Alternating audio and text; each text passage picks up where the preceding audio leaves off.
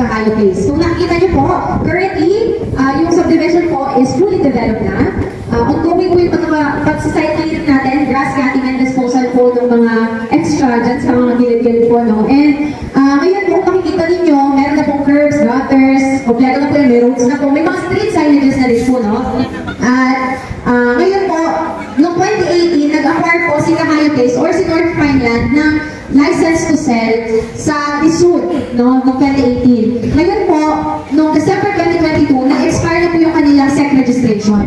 Ibig sabihin po noon, hindi na po, under liquidation na po ang kanilang company. Okay po? Tatandaan po natin yan. Baka po kasi may mga magtanong. So si North Pineland po, under liquidation na po ang kanilang company. Therefore, may mga natira po silang mga saleable lots.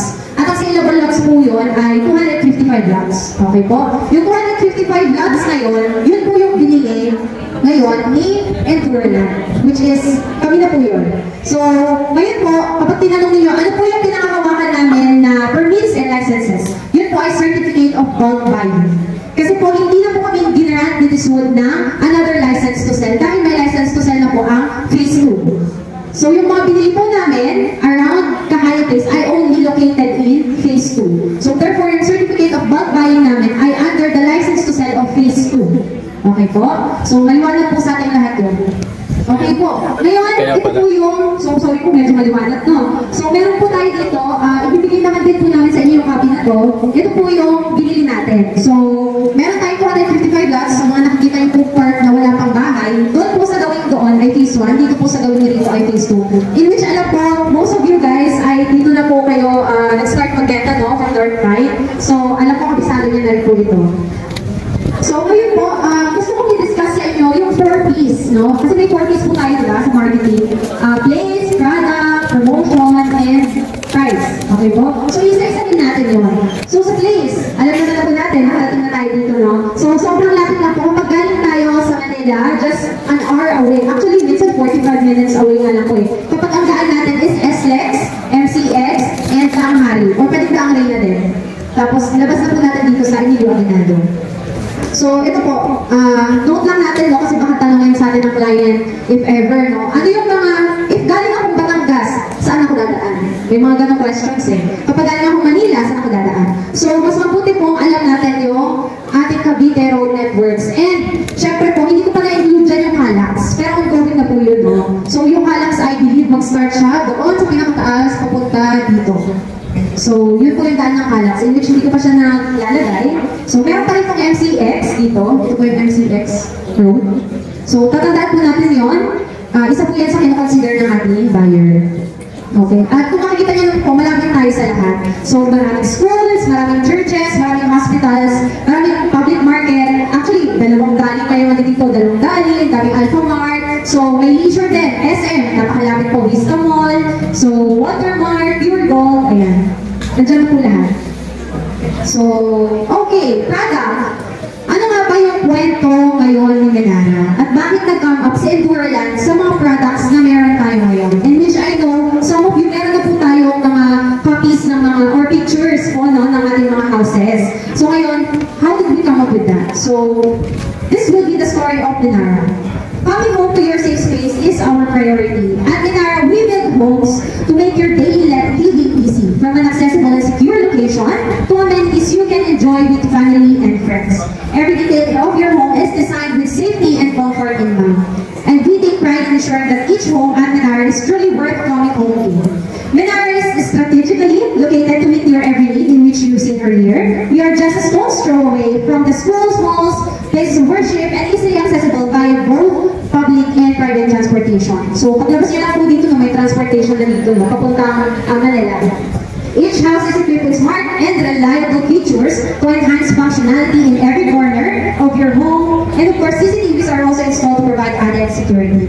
So, through our mission of building dream homes for every Filipino, Menara offers the life it truly deserves. Experience is living in the comforts of Menara. So, this is our Asmara cluster. So, as you can see, ito po yung 3-bedroom model namin. 3-bedroom and 2 toilet and bath. So, ito po siya. Ito po yung Asmara inner natin. So, yung lot area niya po is 50. Typical lot area niya. Kasi may plots tayong 52 and 53. Pero mostly po natin ay nasa 50. So, ito po yung Asmara inner natin. And ang floor area niya po is 60 square square meters. Okay, ito po yung ground floor niya. So, meron tayong living, of course. So, kapag dineliver po namin itong outside, kasama po yung carport and then walkway. Again, kapag dineliver po namin yung bahay, kasama po yung carport and yung walkway. And then, may living naman tayo, and then the dining, the kitchen, and the first ground, or the first floor natin for toilet and bath. And then for second floor, we have the master's bedroom, and then the bedroom 1 and 2, and of course, the second floor, toilet and bath. So, kung tatanungin niyo po, no, this is carefully master plan din po, no, na yung master's bedroom natin ay accessible ang toilet and bath to make it more premium. And kung tatanungin niyo po, no, mas malaki po talaga yung pagkakadesign namin sa master's bedroom. It's around 11 square meter to 12 square meter. So, mas malaki pa po sa susunod natin model. Okay, yung corner premium naman, yung corner lot naman po natin na Asmara. So, we have minimum lot area of 70, in which may hundreds po tayo, no, na lot packs. So, floor area po is 66.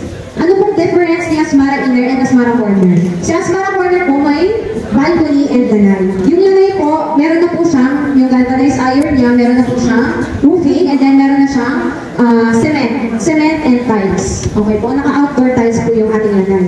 And then yung ating balcony, of course, so delivered din po yan. Ang difference naman po nila is yun, and then syempre, since meron na tayong access sa lanay, nagkaroon na din po tayo dito ng sliding door, both for balcony and for lanay.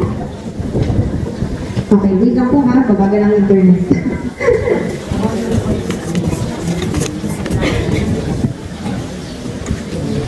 Ayan, looking pa po. Ayan, so introducing our Dahlia. So, yung Asmara po natin, ito po yung mga clients na naghahanap ng 3-bedroom. Mostly po, ito yung family na apat sila. Kasi yung couples for master's bedroom and then para sa anak yung dalawa. So, ito naman po for bigger family or may mga kasama, mga kasabahan.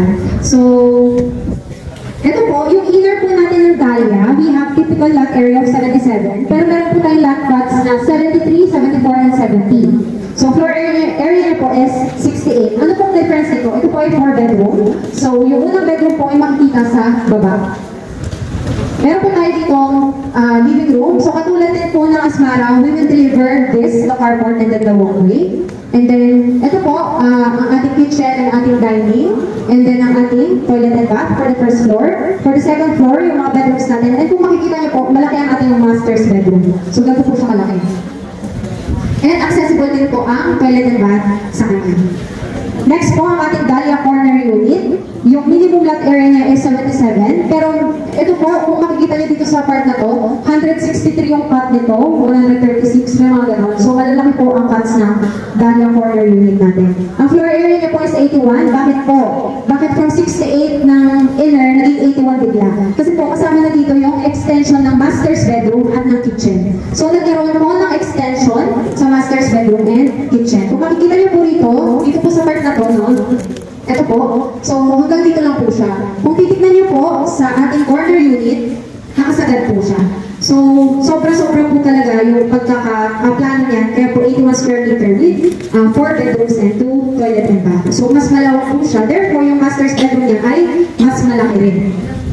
Okay po. So, ito po ang total number of inventories natin. So, meron tayong Asmara Inner na 95 and Asmara Corner na 68, Dahlia Inner na 50, Dahlia Corner na 42, total of 255 lots. So, yan po. At ito po kanina, discuss natin. So, yung kwento ng experience is the living of Menara. Ano nga ba yung easy living na ito? So, hindi lang po siya sa well-planned or well-thought na mga plano ng bahay, as well as the features, the smart home features na pinaprovide. So, meron tayo dito, mga camera natin, no? Mga indoor CCTV and outdoor CCTV. So, yung indoor CCTV po natin, so meron tayong, ito po, sa pinakauna po, no? Ito po yung indoor CCTV natin. Then outdoor natin sa harap, which is may floodlight na po. And then ito po yung outdoor natin sa likod. Ito po kayo ng corner, i-deliver po yan. And then smart entrance lock. And then we have yung wall socket po, no, na USB. And then meron po tayo yung smart wall switches. And then smart multicolor bulb. And yung smart mirror natin for toilet and bath. So, ito po, itong mga cameras natin, pare-parehas lang po yan ng function. Meron silang real-time viewing, motion detection, and then playback recording. So, kapag tinanong niyo po, no, paano Okay po, kahit nasa office ka, nasa bahay, nasa office ka, for example. Tapos, yung anak mo, for example, nasa living area, gusto mo siyang i-check, so makikita mo siya through your phone with the use of CCTV cameras. We also have this smart entrance lock. So, ito po, 5 ways to unlock. So, meron tayong susi, meron tayong card, meron tayong phone, meron tayong keypad, and then meron tayong, what do you call this? Biometrics. Ayun. So, double security na din po siya, pwede siyang ma-double lock. So, if in case, for example, na nasa bahay kayo, ay, nakalimutan ng anak natin, na nakapalandra lang daw yung smart entrance lock natin, at di natin siya na-lock, tapos nakita natin sa CCTV. So, pwede natin gawin, i-double lock natin through our phone. Pwede po natin gawin yun. So, isa po siya sa kagandahan ng smart entrance lock. Security po talaga. Ito po, isa sa favorite ko, smart wall socket, kasi medyo makakalimutin ako kapag natatanggal ng mga plugs ng mga appliances natin. For example, nasa second floor ka, nagpa-init ka ng tubig sa kettle mo sa baba with the use of the appliance. So, sinaksak mo siya. Nakalimutan mo siya, nasa baba ka. Ang gagawin mo lang, use your phone to on and off. Ganun po yung function ng wall socket. Ganun din po sa ating mga wall switches. No? Pwede natin siyang i-schedule actually. For example, hindi pa tayo makakauwi ng alas 6 na gabi guys. Pwede natin siyang i-schedule na nakabukas yung balcony natin, nakabukas yung living area natin, yung labas natin, no? Yung mga light switches sa labas. So, pwede po natin yung i-schedule. And meron po siyang voice control. Ito po pang mga techie na to, no? Yung mga Google, si Siri, si Alexa, yan. So, pwede po siya. Ito po yung isa sa kagandahan ng ating mga smart devices. So, meron din po tayo, deliver din po namin yung mga multi-color bulb natin. So, bright adjustment, color selection. I think uso na po ito sa mga households ngayon, no? Especially kapag gusto natin manood ng sine, di ba? Gusto natin magkaroon ng bright adjustments and ng color selections para ma-feel natin yung drama or yung action ng movie. We also have the smart mirror. Okay, lubat na daw ako. So, meron tayong smart mirror. Ito, double touch na siya, tricolor dimming, and then nadi-defog siya. So, may time display din, may temperature display. So, ito po ay located or ilalagay po natin sa ating CR. Okay, sa ating toilet and bath. Okay. Siyempre po, tatanungin natin, ano nga ba yung specs ng ating mga products? So, ito po, kapasadahan lang natin, no? Dahil for sure naman, magkakaroon pa tayo ng mga PKS na susunod. Like, kapag nagkakaroon tayo sa service meeting, so for sure, tatanungin nyo dito. So, ano nga ba yung mga house specs natin? So, sa flooring natin, lahat po yan ang 60 by 60 na ceramic tiles, except sa wall ng bathroom. Okay po? Except sa wall bathroom. So, yun po ay 30 by 60. And yung porch po natin, so cement step block, and then yung carport, cement finish. Okay po? So, again, lahat po tayo ng 60 by 60. First floor and second floor. Ceramic tiles po.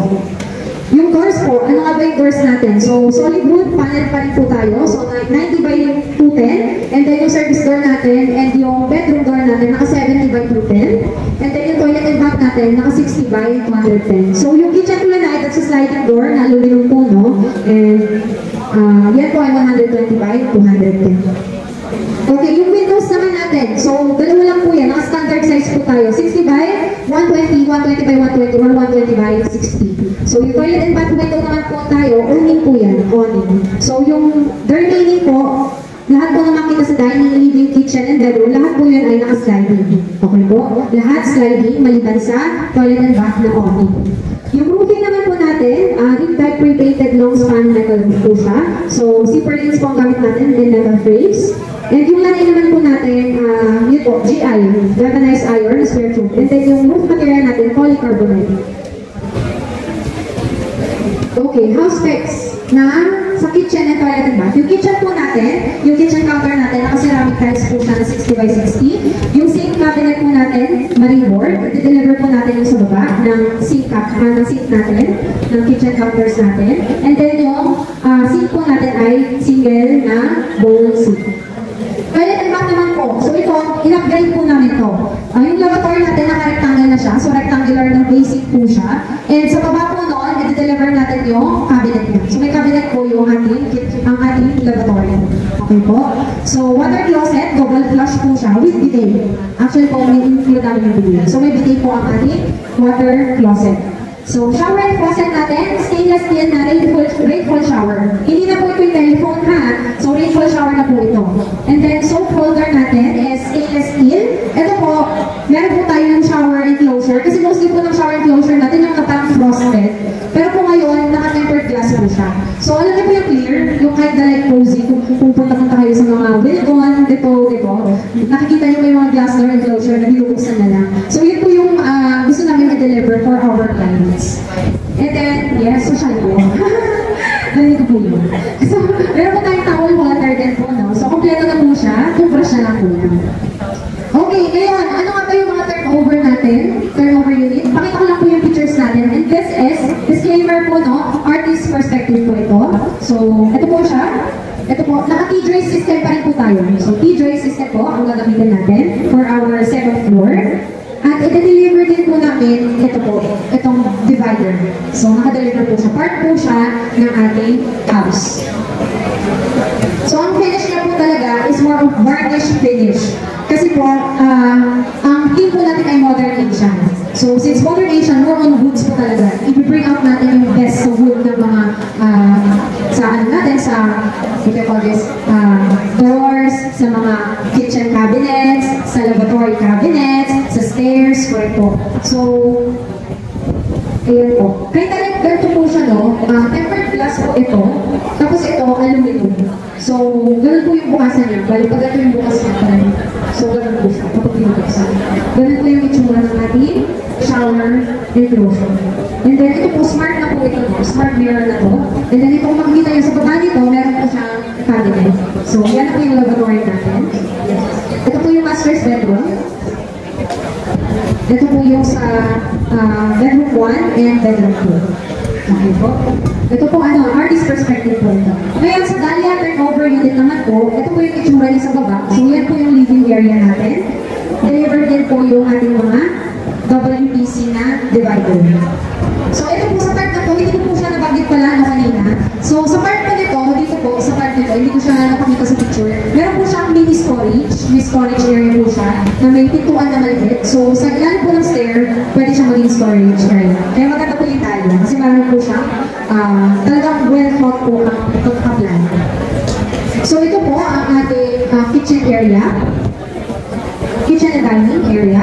And ito po yung itsura ng ating first floor na toilet and bath. And then ito po yung bedroom 1, bedroom 2, bedroom 3, and ito po yung master's bedroom. Ito po malaki-laki po talaga yung master's bedroom natin. So, kung i-plot po ninyo yung mga furnitures nyo, pwede dito yung bedroom, and then dito yung working space, tapos dito sa part na po sa likod ng divider, pwede dito lagay yung cabinet closet natin, di ba po? So, parang po siyang pwede lagayin. And then ito po yung, Lobat na. wait lang po ha.